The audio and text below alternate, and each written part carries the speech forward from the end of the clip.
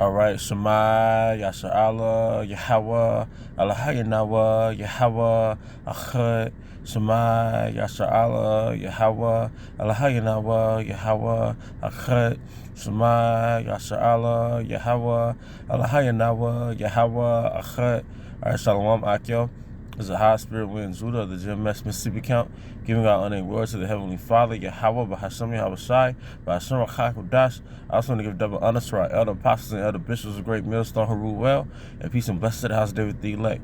All right, what I want to go into today is a topic entitled, As It Were the Days of Noah.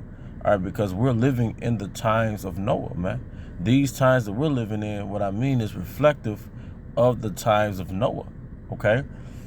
And we, as the men of Yahweh Shema Shai, all right, can measure the times, all right, and we can measure what time we're in based on the events happening on the planet Earth and the mindset and the behavior of men on the planet Earth. All right, there's no new thing under the sun. And like I said, the times that we're in is very reflective, all right? It's an image of the times, all right, of Noah, all right? So speaking of times, all right, let's get that in Ecclesiastes 3, all right, and 3. It says, to everything there is a season and a time to every purpose under the heaven. All right, there's a time to every purpose. So for everything the Most High has intended, there's a time where it's going to play out.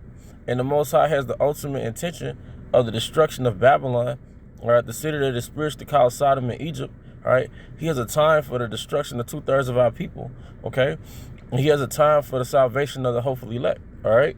And there's a time for his purpose. And we can measure by the events going on in the world that we're in those times.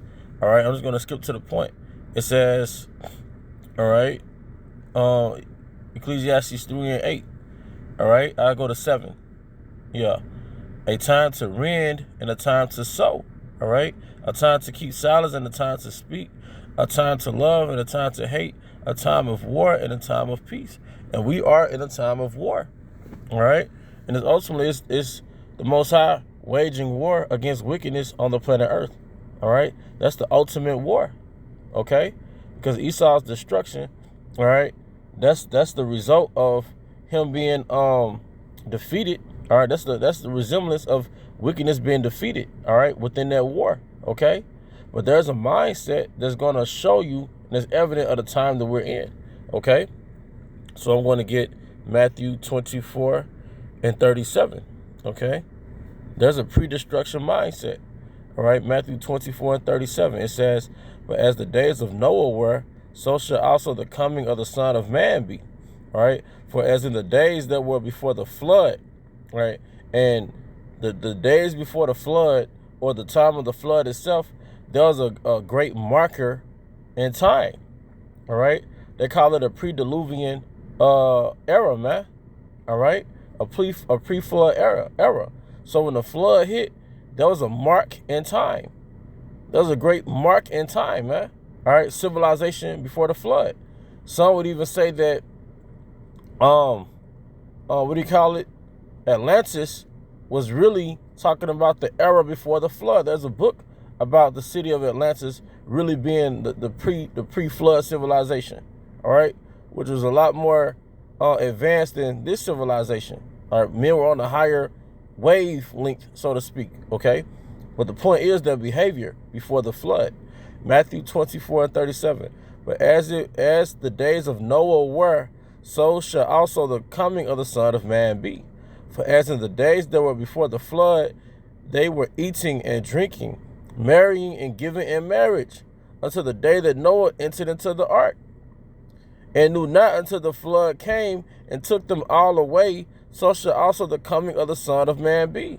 So basically, men were continuing as they were until the flood came. All right? Men maintained their civilization until the flood came, man. They maintained their normalcy, all right, until the flood came. Now, let's get into the behavior, all right, and the mindset of the people before the fucking flood. Excuse my language. Sometimes I get passionate, okay? 2 Peter 2 and 6, it says,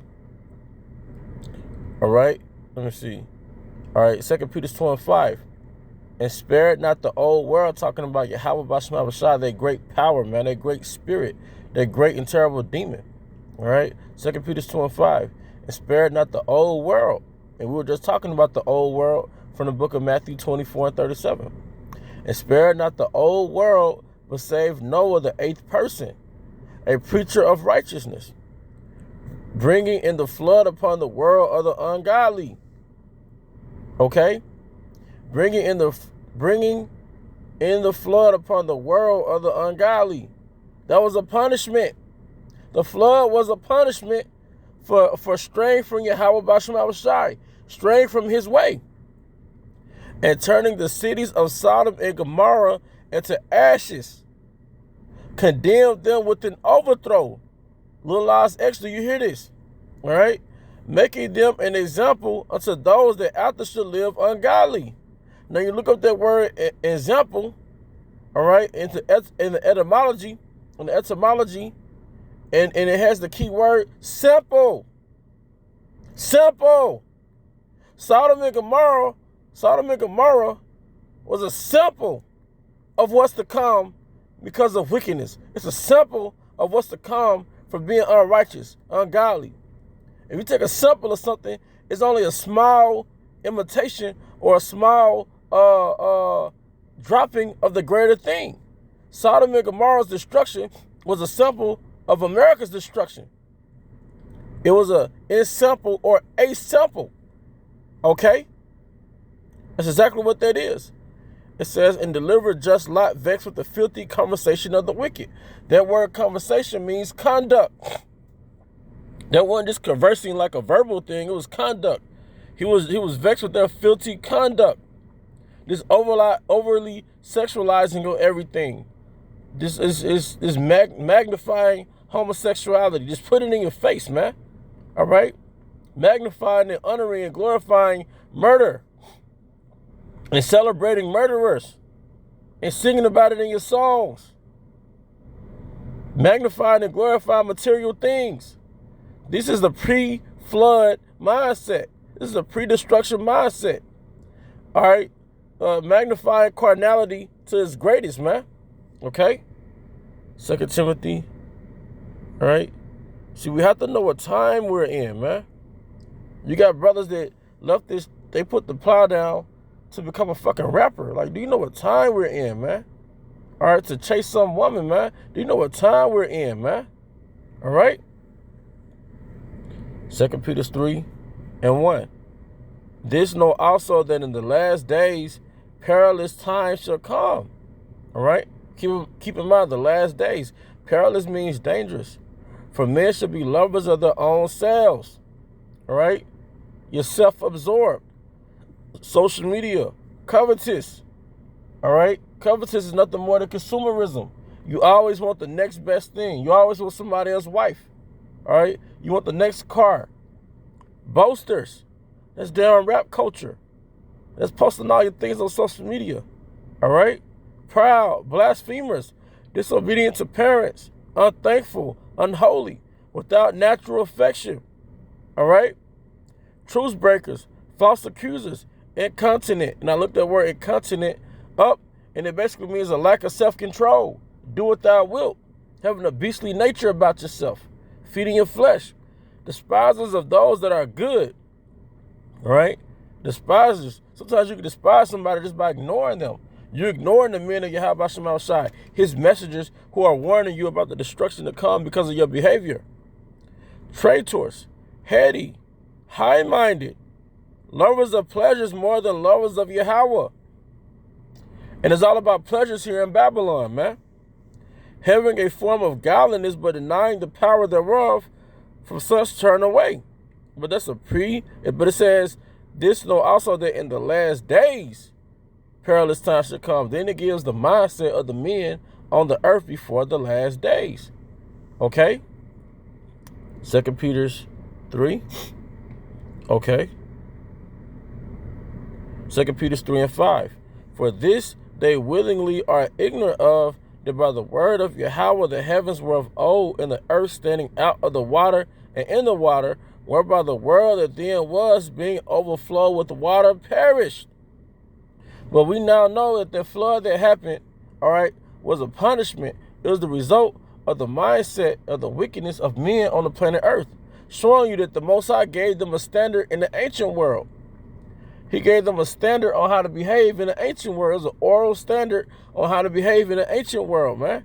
And they deviated from that way. Because how can you punish somebody for keeping rules that never had rules? So in order for me to punish you, basically I'm punishing you according to breaking something that I gave you. You broke a rule that I gave you.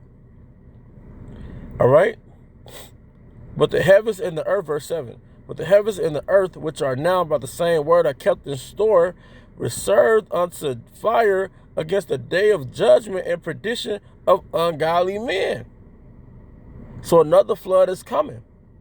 But now it's not going to be a flood of water. It's going to be a flood of fire. Hence the lake of fire. All right? And it's not going to be sweet, man. All right?